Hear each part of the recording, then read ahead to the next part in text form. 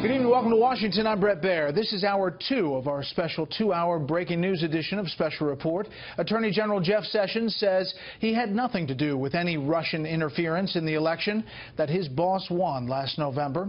Sessions testified today to the Senate Intelligence Committee, which is investigating, of course, alleged ties between the Donald Trump campaign and the Russians. We have Fox team coverage tonight. John Roberts is at the White House with the administration's view of the proceedings. We start off, though, this hour with Chief Intelligence Correspondent Catherine Herridge, who's been on Capitol Hill in the briefing room all day. Good evening, Catherine. Well, thank you, Brett. Throughout the powerful testimony, the Attorney General tried to set the record straight. The suggestion that I participated in any collusion, that I was aware of any collusion with the Russian government, is an appalling and detestable lie. Testifying before the Senate Intelligence Committee, the Attorney General Jeff Sessions defended himself and the Trump administration over allegations they colluded with Russia. On his March decision to recuse himself from the ongoing probe, Sessions said it was not about Russia but his position on the campaign and regulations that forbid his involvement, a claim challenged by a senior Democrat. Mr. Comey said that there were matters with respect to the recusal that were problematic and he couldn't talk about them. What are they? Why don't you tell me?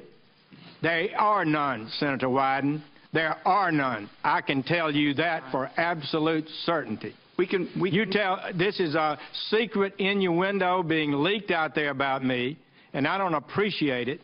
Sessions insisted he never misled Congress over his contacts with the Russian ambassador Sergei Kislyak. My answer was a fair and correct response to the charge as I understood it. Sessions said he met with the Russian ambassador in July and September, but not in April of last year at Washington's Mayflower Hotel, as widely reported. You never remember having a conversation or a meeting with Ambassador Kislyak? I do not. And there was, in that event, was there ever a private room setting that you were involved in?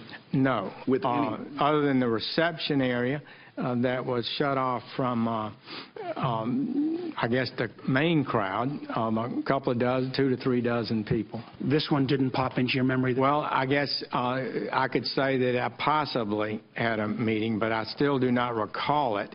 And I did not in any way fail to record something in my testimony or in my subsequent letter intentionally false. Sessions appeared before the same Senate panel where the fired FBI Director James Comey described a mid-February meeting alleging he was pressured by the president to end the investigation into former National Security Advisor Mike Flynn. The president disputes Comey's account. Well, General Flynn at that point in time was in legal jeopardy. I don't think it's for me to say whether the conversation I had with the president was an effort to obstruct.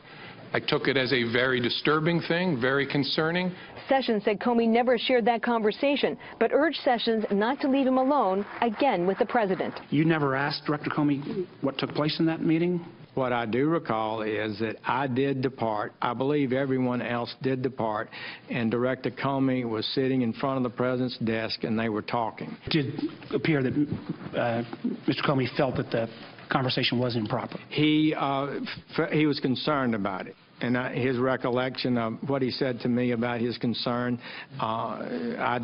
is consistent with my recollection.